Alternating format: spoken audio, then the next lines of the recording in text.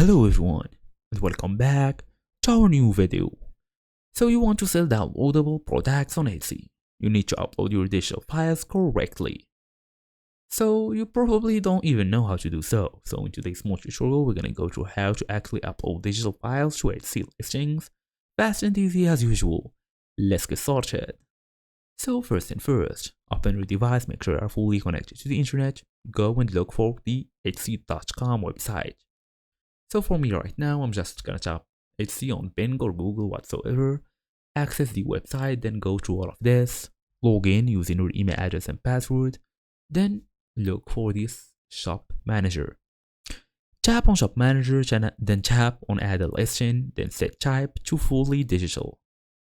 After entering your details, scroll all the way to Files, then click Upload Files.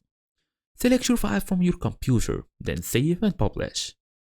So the file limits is up to 5 files per listing. It's a maximum size per file, basically applies. You can check the current Etsy limit, or basically the limit of the file that you want to upload.